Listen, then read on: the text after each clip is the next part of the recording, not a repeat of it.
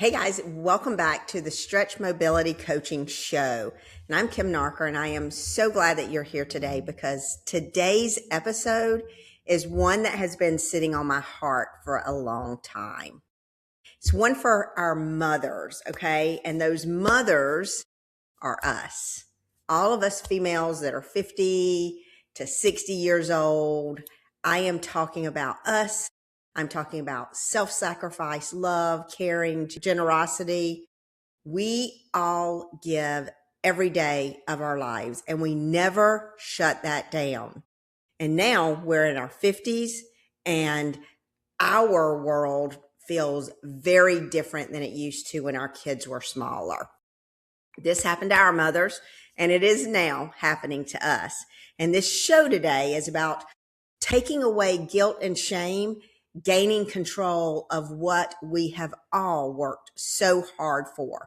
So today we talk about mothers, and not just any mothers. I am talking about all of us in our 50s and our 60s, all of us who have spent decades pouring everything that we have into everyone around us, our kids, our husbands, our grandkids, our parents, our jobs, our homes. And somewhere in all of that giving, we looked up one day and realized that we had nothing left in the cup for ourselves. And if that is you, I want you to know something before we get started. You are not alone. I am in the same boat that you are in. And today, though, we are going to talk about where we are, where we thought we would be at this point in our lives, and where we want to be. Then we're going to do the work to start the work we should have started years ago. We're going to learn to fill our tanks without feeling selfish or guilty. And it is my hope that this show today, that all of us moms that are in this boat today, turn this boat around to start giving to ourselves unselfishly. And it's my hope that we can help our children see how much we love and care for them, and how proud we are of who they are and what they've become and where they are headed. It would also be great if our daughters and sons would learn the lessons we are learning right now, so that they can avoid these lessons later in life. Because really that's the reason, right, that we give so much to everyone, is because we don't want them to feel hurt or alone. So if any of you ladies are resonating, please let me know.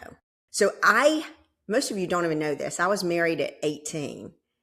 I had no idea of the world and how things worked.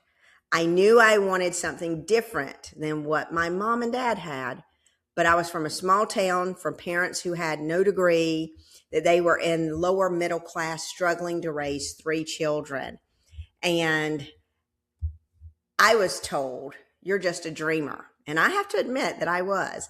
But what I have found in myself is that I am also a very hard worker. I'm dedicated, I'm genuine, and I am someone that makes things happen. And I don't give up on family, myself, or my work.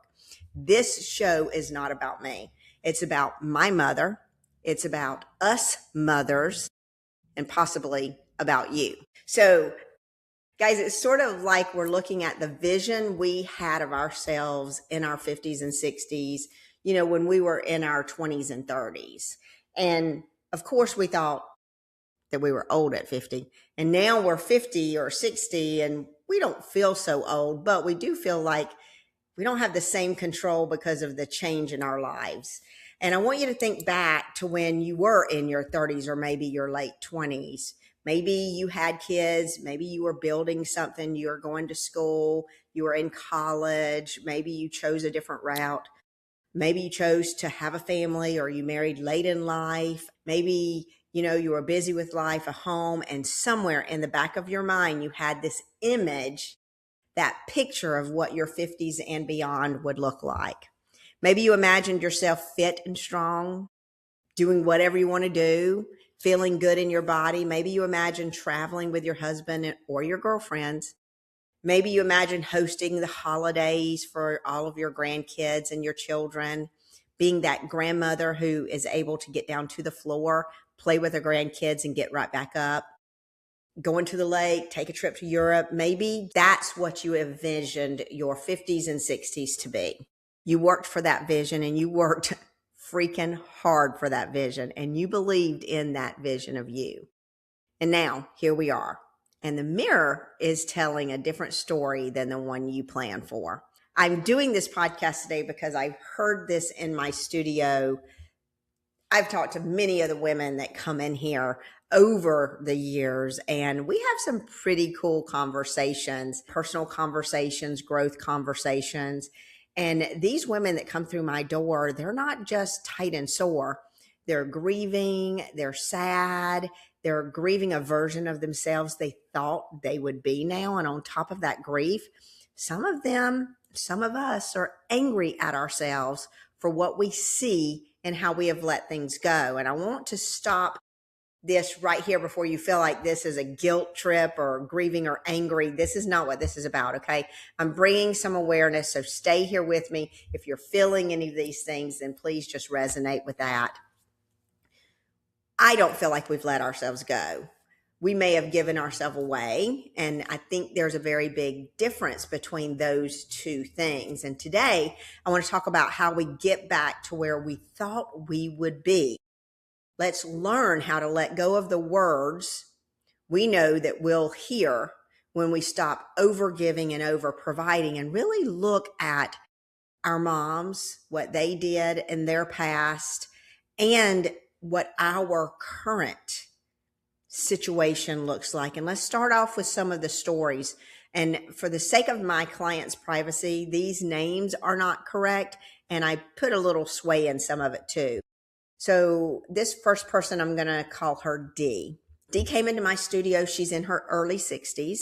She is retired, and she's finally at the place in her life where she can breathe.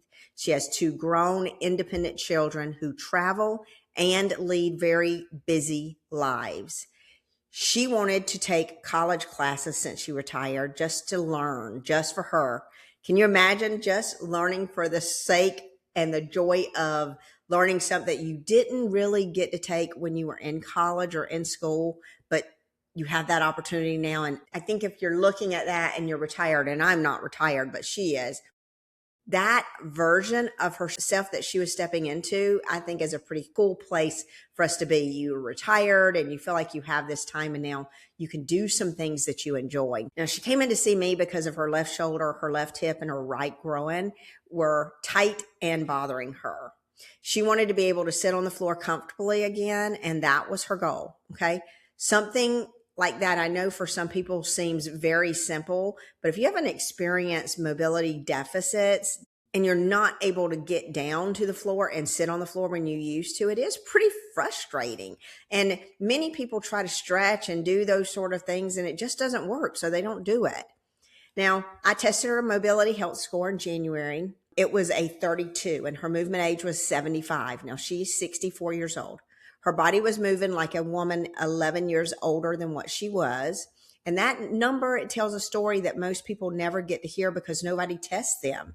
Nobody ever measures what the body is actually doing underneath the surface until it becomes a tightness or a pain that you can't ignore anymore. Now, she started working with me, and she was very consistent. She was coming in twice a week. Her joints started moving again, and she was actually getting down onto the floor, and she was able to get back up, and she was feeling more like herself. She was close to being able to move into a membership where she could maintain and continue building. And then one of her children, I think in a conversation, and I don't know the specific conversation, but she decided to move closer to one of her children because her children wanted her to do that. And as a mom, she said yes. So she and her husband found a beautiful home at a great price with a lot of land, and she knew it was crazy, but they went for it.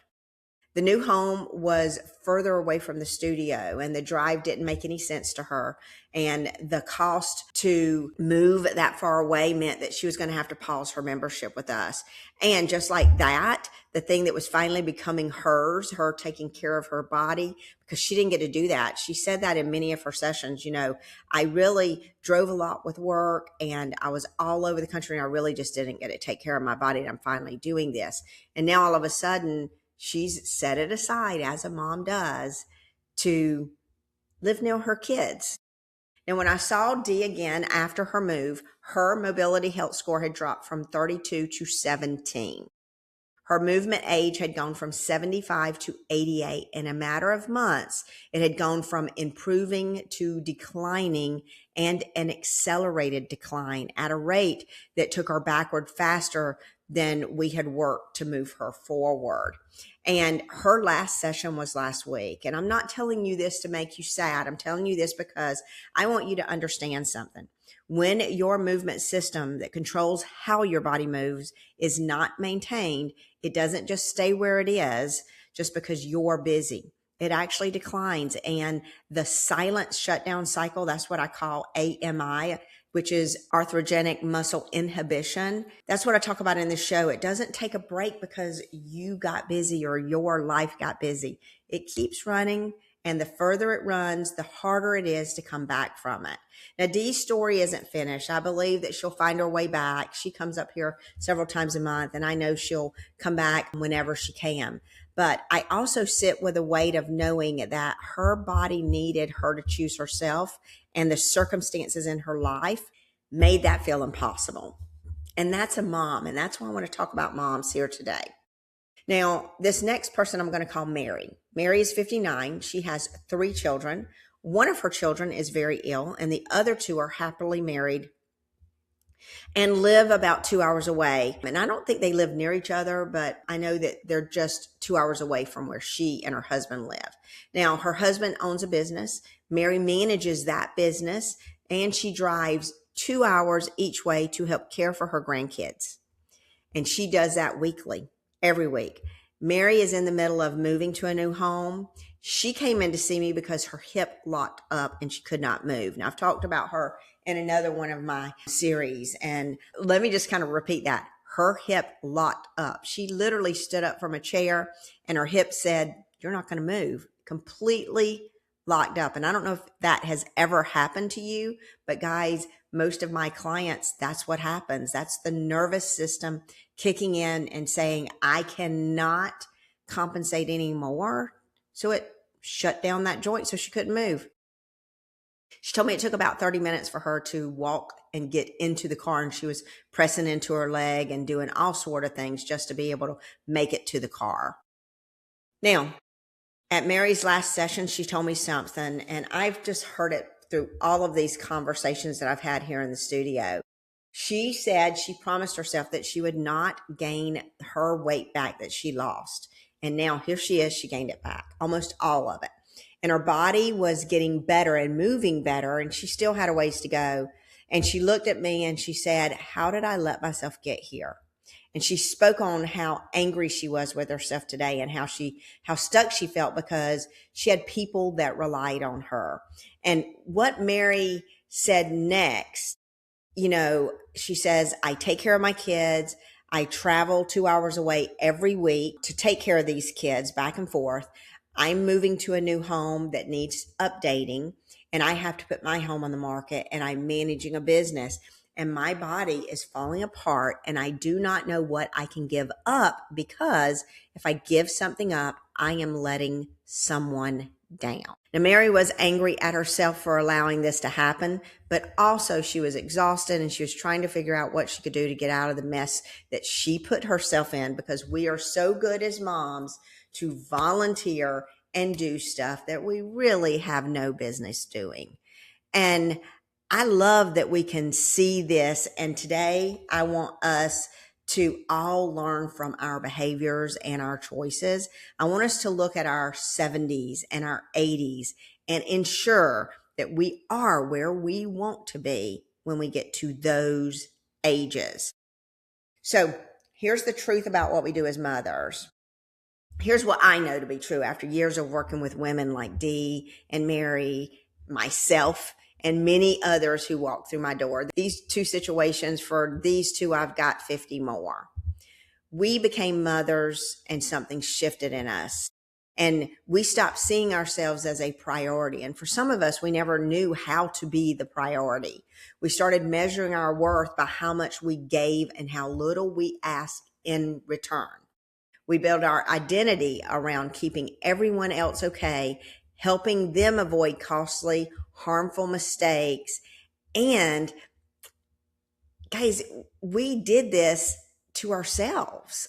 Me and my friends talk about this a lot. We talk about, we worked so hard with so many jobs, and, we raised our kids, and we loved every single second of that. And I'm sure some of you can relate to this too.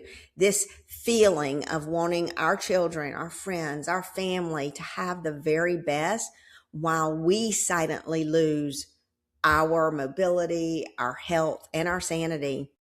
And our kids grew up watching us do that. We gave everything, money, time, help, to allow our kids to live their best lives. And our kids may be far away from the lives they envision too. And we are their biggest cheerleader. We watch them make the same mistakes, and it physically and mentally hurts us to the core. But our children are leading different lives than us. They have a larger home. Some of them have nicer cars than what we had when we started. Their cars are newer. Many of them have college educations when many of us were not able to get that due to our family's income and education. And the education we received, we fully paid for. I remember my husband had to go to school first because we could only afford one of us to go to school. He had to finish. I had to work 2 jobs and take care of the kids while he finished his education. And then I got to go to school, because if we didn't, we wouldn't be where we are right now. And we sacrificed those little things, nails, hair, gym, memberships, travel, to give our children a better life, so that they had the life that was better than ours. And many of us worked 2 jobs, put our kids through college, and then started going to our children's weddings, paying for the best wedding for our children the way they envisioned it, because we want our kids to be happy.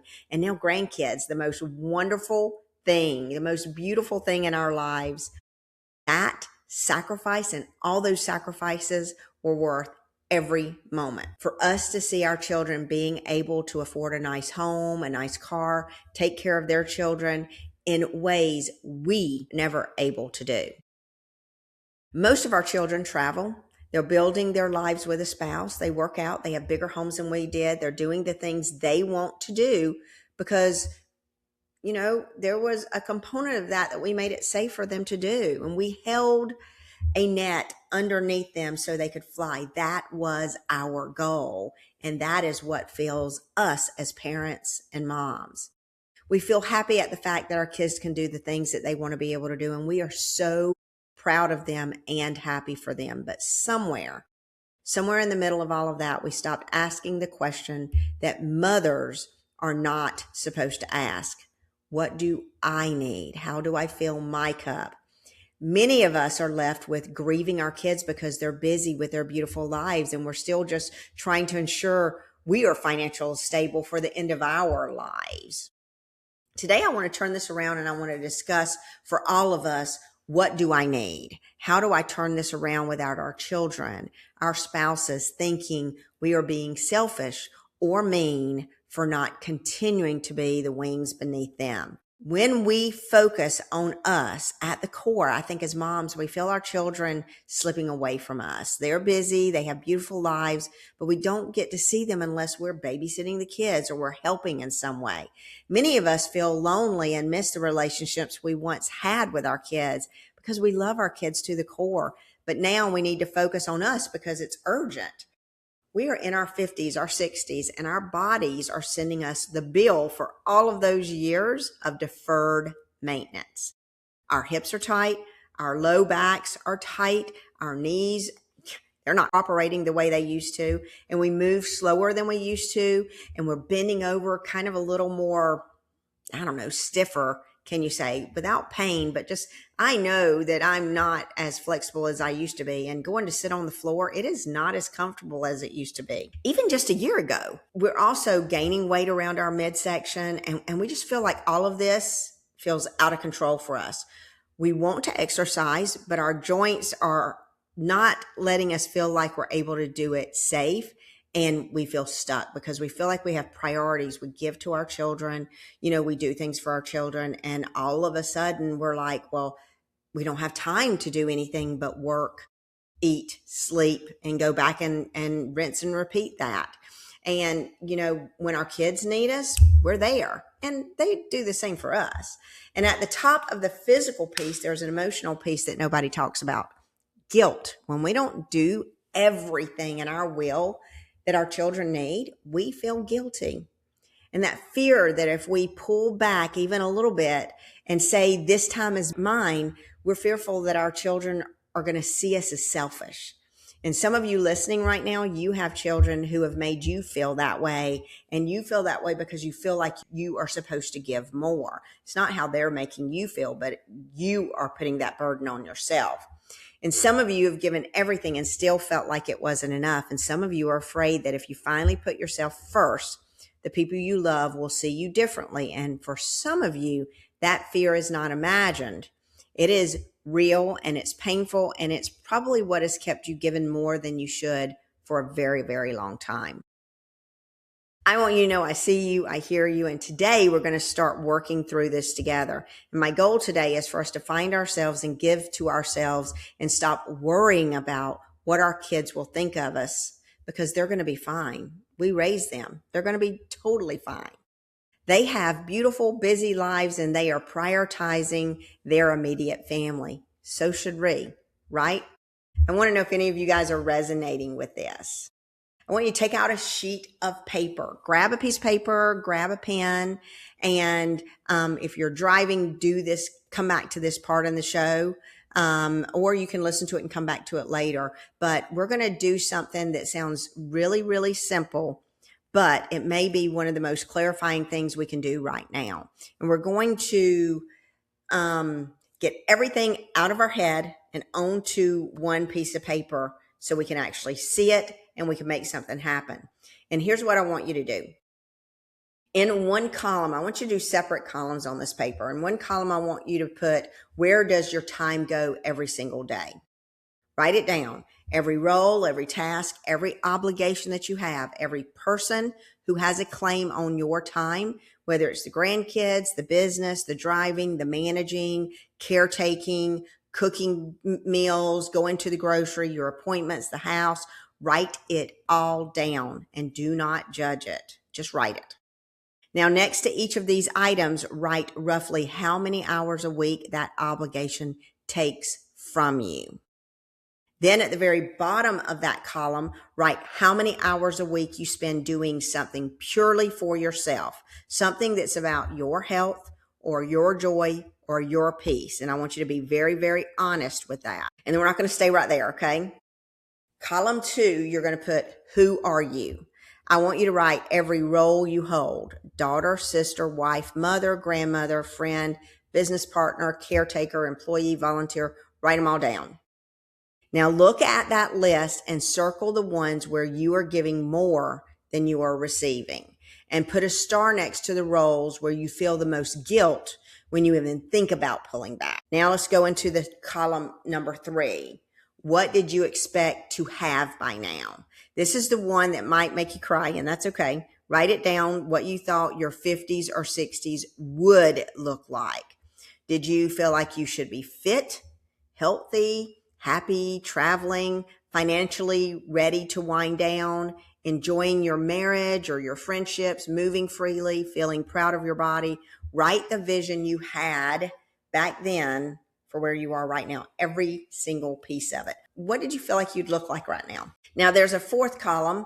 I want you to draw a line, and in that column, I want you to put what is pulling you away from that vision of what you want to look like or what you expect it to look like. Not who, but what. Write down the patterns, the obligations that have no end, the guilt that runs your decisions, the fear of being seen as selfish, your body that has not been cared for. Write down the problems that you have. What's pulling you away from, like, is it your hip and knee? You can't exercise. You're not fit. Your skin is looser than it needs to. You've gained that weight around the midsection. Your finances don't feel like they need to be where they're supposed to be. Write it all down. Don't attach any shame or anything to it. This isn't about blame or shame. This is literally about clarity, okay? Now we're going to start working towards how you need to get to where you're happy with yourself? What would you need to start doing differently? And what I look at is, if you look at that very first column where you see where your time goes every single day, and you see those, what can you start, taking a little time away from to actually start doing the things that you want to do.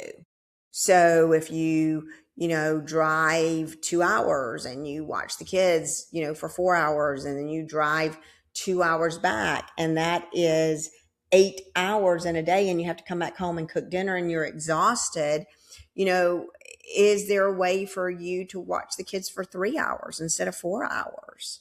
Is it better for you to spend the night overnight? What can you do differently so that you can do something for yourself? And what would your schedule need to look like to achieve what you want it to look like? So you want to be fit, you want to be happy, you want to travel, you want to be financially ready, you want to enjoy time with your husband. Put those in order. What is the most important to you? For many of you that I've talked to, it's fit, healthy, and lose weight around the midsection. Most people that I talk to are pretty much happy with everything else, but it's the fit and healthy component that they're not. And we've got to pull that piece back to the top of this column. So what can you take away from to do 30 minutes of a workout every day? What can you take away from to get your movement health score, to see what your movement age is, and what can you do to gain that control back? Okay. Now, that paper that you just drew, it's a map. You just reverse engineer the way you want to look. And truly, what do you need to do to get there? Do you need to grocery shop? Do you need to learn a better way to eat? Do you need to learn different types of food? How much time does that take? Do you need to go to the doctor? Do you need to get blood work? Do you need to understand what a walking program would look like if your hip is tight? What would a workout look like if your hip was tight and your knee was tight? Those things, find out and put in a column. Do I need to learn something and do something? Or am I prepared and I'm ready for it? I just need to allot time to go to the grocery store. I need to allot time to food prep. I need to just be more of control over here. And these are the little things that I can do. Because if you have that time, and I'm not talking about adding on to the lack of time you have right now, I'm talking about what can you minus to be able to have time to do the things that will put your fitness and your health first. And you need to also give yourself and acknowledge that you give yourself permission that the way things are right now is not sustainable and it is not what you wanted. Now, I want to talk a little bit about that guilt, that shame. I want to talk about that directly because I think it's the one thing that keeps most of us women from making any real change. There's a belief in many of us, and we absorbed it somewhere along the way, that says a good mother puts everyone and everything else first. Always, no exception. And if you ever chose yourself over your children or your grandchildren, something is wrong with you. And guys, I want to take a minute and challenge that belief today because I think it's costing you your health and your life. Here's the thing. When we go on an airplane and the cabin loses pressure, the first thing they say for us to do as a mom is to make sure that we put our mask on even before we put it on our child. And every time I hear that instruction, I think, yeah, because a mother who cannot breathe cannot help anyone. And we are not helping ourselves. Our kids are watching us decline and they don't like it. That's not what they want. And you can't be the grandmother to your grandkids if your hips lock up and you can't play with them on the floor and frustrated and you have to laugh it off because you can't get up off the floor. You can't enjoy your marriage because you're exhausted, you're in pain, you're angry at yourself, and you can't be present for your child who is ill if your own body is in decline and taking every ounce of your energy just to get through the day. You can't give from an empty cup. Guys, taking care of yourself is not selfish, and it is the most responsible thing that any of us can do for the people that we love. And for those of you who have children that have made you feel like your needs do not matter, for those of you who have given and given and given and still feel judged or dismissed or unseen by the very people you sacrifice for those of you who live with the fear that if you finally say this time that I have to do something for me, maybe you lose that relationship entirely because those children judge you for who you are and they don't like who you are. That fear, guys, it's totally real and it deserves compassion, but it also is not a reason for you to continue to disappear. Our children are watching us, and they are watching whether we believe in our own lives and whether we take care of ourselves. They're watching that. And the most important thing you can model for them is a woman who decides she is worth fighting for, even when it's hard. Now, I always have to come back into the body, and I want to talk about the body piece because this is where I live, right? This is what I see every single day. And the tightness you're feeling in your hips and your low back, your knees, your shoulders, that's not just that you're 50 or 60, okay? What is happening besides aging is called the silent shutdown cycle. And it is a progressive shutdown of your movement system that controls how your body moves. And it starts when one of your joints loses its in-range mobility and the joint capsule tightens up. The nervous system reads that tightness and starts shutting down the deep muscles that are supposed to support that joint. And the larger muscles start to compensate, and they are put in sort of a holding position when their job is to move. And they take on a job they weren't built for. And over time, your body starts moving in patterns that feel normal, but are actually causing your body to work harder than it needs to. And that is a system that is in decline. And it's not just aches and pains. This is your healthy movement system breaking down underneath you.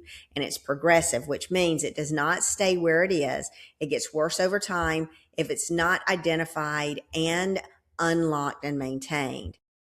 Dee had a mobility health score of 32 when we first tested her. And after months of not maintaining her score, that dropped down to 17, and her movement age went from 75 to 88. And her body aged faster without care than it did when she was doing something.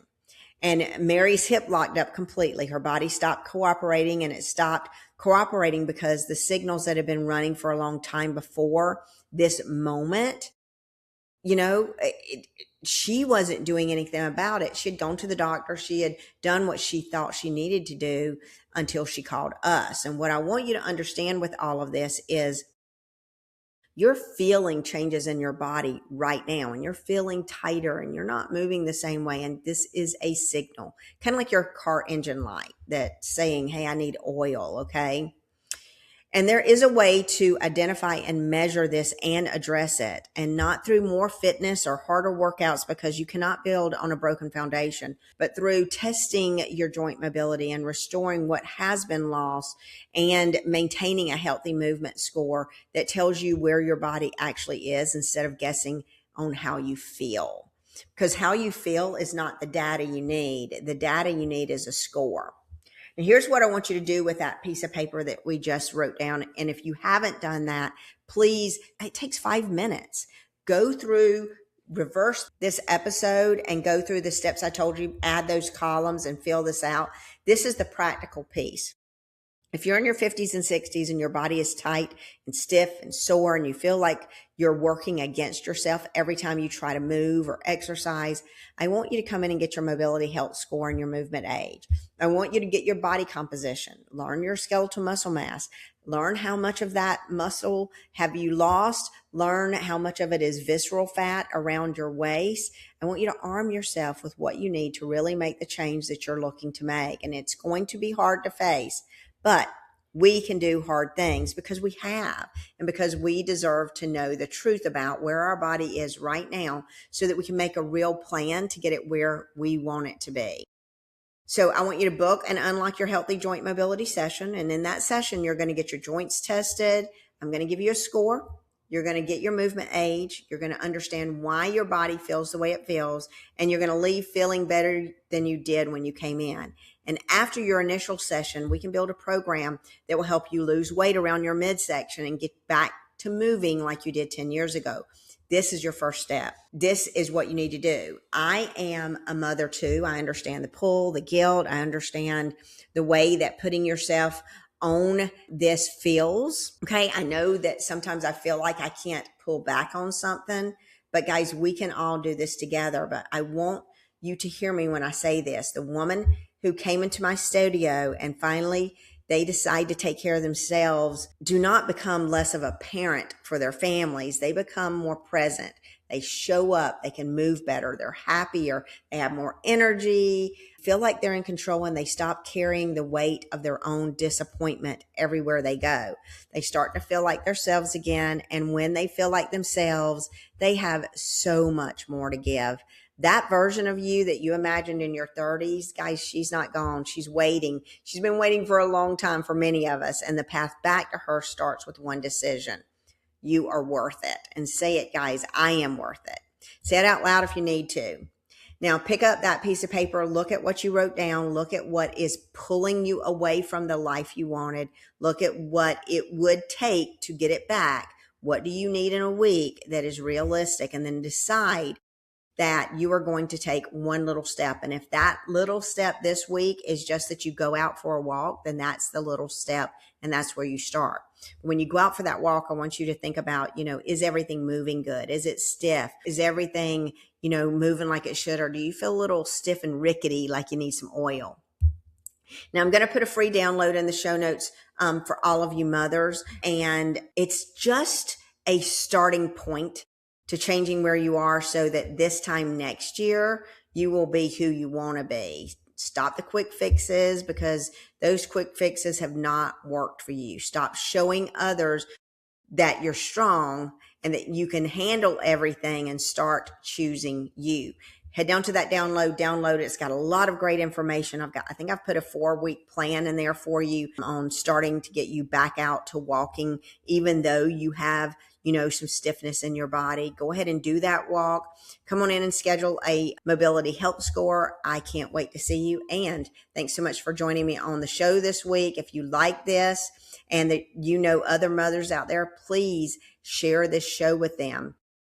If you're a person who wants to become a stretch mobility coach practitioner, reach out to us and we'll get you some information. And soon it'll be on the website and updated. And if you want to find out more about the silent shutdown cycle, the 5 drivers of healthy movement, and why your joints are the missing link to everything you've been trying to do in your health, follow us on social media. We are here for you. I'm Kim Nartker, and I will see you in the next episode. Until then, take care of yourself. You've earned it.